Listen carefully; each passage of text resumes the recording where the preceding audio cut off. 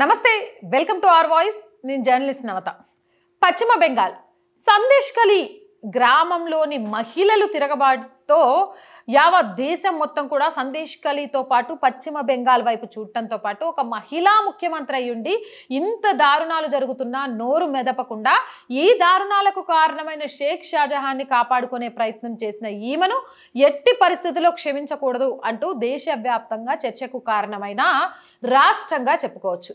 అయితే పశ్చిమ బెంగాల్లో మమతా బెనర్జీ ఆధ్వర్యంలో 1-2 కాదు, అక్కడ అభివృద్ధి కుంటుకు వెళ్ళిపోతే గూండాగిరి, రౌడీయిజం, బాంబుల తయారీ, అక్కడికి ఈడీ ఆఫీసర్లు, ఎన్ఐ ఆఫీసర్ల మీద కూడా దాడులు, పెట్రోల్ బాంబు దాడులు, ఇవన్నీ అంటే ఒక మారణ కాండకు అక్కడ బీజం పోస్తూ ఆజ్యం పోస్తూ దాన్ని పెంచి పోషిస్తుంది అనే విషయం ఈ మధ్య కాలంలో చాలా ఆర్టికల్స్ ద్వారా బయటపడింది. అయితే పశ్చిమ బెంగాల్కి సంబంధించి 30 సీట్లను కూడా క్లీన్ స్వీప్ చేయడానికి భారతీయ జనతా పార్టీ ప్రయత్నం చేస్తుంది. మోదీ అక్కడ చాలా హామీలు ఇస్తున్నారు. దీంతో పాటు మత్వ కమ్యూనిటీకి భారత పౌరసత్వం ఏదైతే సిఏఏ ద్వారా భారత పౌరసత్వం అందుతుందో అది కూడా బీజేపీకి ప్లస్గా మారనుంది. అయితే మమతా బెనర్జీ బీజేపీ పుంజుకోవడాన్ని చూసి బీజేపీకి చెక్ పెట్టడానికి ఒక మంత్రాన్ని అయితే ప్రయోగించిందట. అమిత్ షా ఆ మంత్రాన్ని ఈడ్చికొట్టి మమతా బెనర్జీ నోరు మెదపకుండా చేసిందట. ఇందుకు ఆమె పఠిస్తున్న మంత్రం ఏంటి? ఆ మంత్రానికి అమిత్ షా ఎలా చెక్ పెట్టారు? పశ్చిమ బెంగాల్లో 30 సీట్లను గెలుచుకోబోతుందా అనేది తెలియాలంటే ఈ ఆర్టికల్ మొత్తం వినాల్సిందే. ప్రస్తుతం జరుగుతున్న పార్లమెంట్ ఎన్నికలలో పశ్చిమ బెంగాల్లో 30 సీట్లు సాధించాలని భారతీయ జనతా పార్టీ గట్టి పట్టుదలగా పనిచేస్తుంది. అయితే వేగంగా దూసుకుపోతున్న బీజేపీకి అడ్డుకట్ట వేయడానికి పశ్చిమ బెంగాల్ ముఖ్యమంత్రి మమతా బెనర్జీ కొత్త నినాదాన్ని ఎత్తుకున్నారు. అదే మా మట్టి మా మనుష్.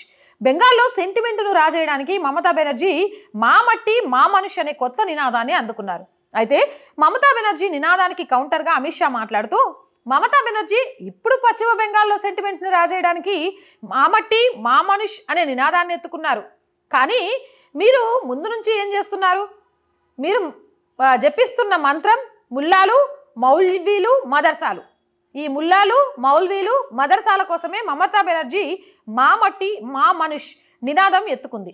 అంతే తప్ప పశ్చిమ బెంగాల్ ప్రజలపై ప్రేమతో కాదు అంటూ అమిత్ షా సరైన కౌంటర్ ఇచ్చిండ్రు. దీనికి దెబ్బకు ఠా అన్నదట మమతా బెనర్జీ. మమతా బెనర్జీ ఇప్పుడు మా మట్టి మా మనిషి అని గుర్తొచ్చింది. రైస్ కుంభకోణం, కోట్ల కుంభకోణం జరిగినప్పుడు అరే పశ్చిమ బెంగాల్ మా మట్టి, పశ్చిమ బెంగాల్లో ప్రజలు మా వాళ్ళు అని నీకు ఎందుకో గుర్తురాలే? పేదోళ్ళ కడుపు కొట్టి రైస్ కుంభకోణం ఎలా చేయగలిగినరు?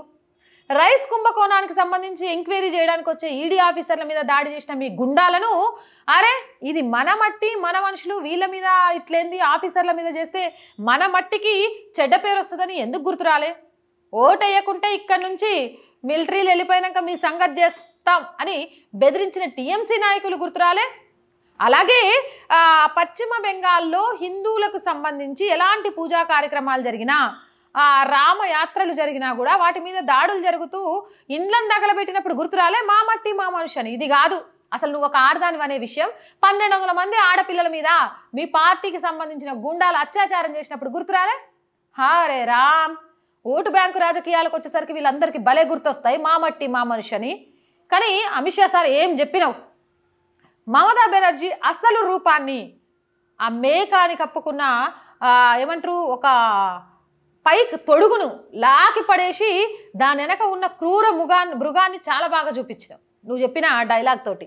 ఏదేమైనా మా మట్టి మా మనిషి అనేది ఓట్లప్పుడు కాదు గుర్తు రావాల్సింది, ప్రజలకు కష్టమైనప్పుడు, మనకు ఓట్లేసి గెలిపించినప్పుడు ఆ మాట నిలబెట్టుకోలేనప్పుడు, మన కళ్ళ ముందే దారుణాలు జరుగుతున్నప్పుడు ప్రశ్నించలేకపోయినప్పుడు గప్పుడు గుర్తు రావాలి.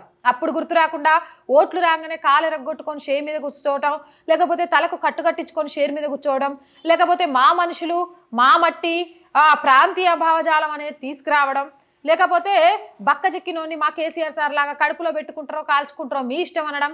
ఇంకా ప్రజలు పిచ్చోళ్ళు అనుకుంటారా ఏంది? తెలంగాణలో చరిత్ర ఎట్లా మారిందో పశ్చిమ బెంగాల్లో కూడా చరిత్ర మారబోతోందట. అయితే ఇక్కడ కొంత కేసీఆర్ వ్యతిరేకంలో ఉన్న ప్రజలకు కన్ఫ్యూజన్లో ఎటు వెళ్ళాలో అర్థం కాకపోయినా పశ్చిమ బెంగాల్లో ఉన్న ప్రజలు చాలా క్లారిటీతో ఉన్నారట. 30 సీట్లలో కూడా పశ్చిమ బెంగాల్లో బీజేపీ క్లీన్ స్వీప్ చేయబోతోందట. మమత పని కేల్ కథం, దుకాన్ బంద్ కాబోతోందట. ఈ రైస్ కుంభకోణంలో ఇప్పటికే షేక్ షాజహాన్ని సిబిఐ ఎంక్వైరీ చేస్తోంది. ఈ ఎంక్వైరీ నేపథ్యంలో ఇందులో చాలా మంది తిమింగలాలు కటకటాల పాలు కాక తప్పదట. మీరేమనుకుంటున్నారు కామెంట్ సెక్షన్లో పెట్టండి. మోర్ వీడియోస్ కోసం మన ఛానల్ వెంటనే సబ్స్క్రైబ్ చేయండి. వీడియో నచ్చిందా లైక్ చేయండి, షేర్ చేయండి అండ్ సపోర్ట్ చేయండి. సపోర్ట్ చేయాలి అంటే సబ్స్క్రిప్షన్ పక్కనే జాయిన్ అనే ఆప్షన్ కనిపిస్తుంది. 1 to 5 లెవెల్స్ ఉంటాయి. ఏదో ఒక లెవెల్లో సపోర్ట్ చేయండి.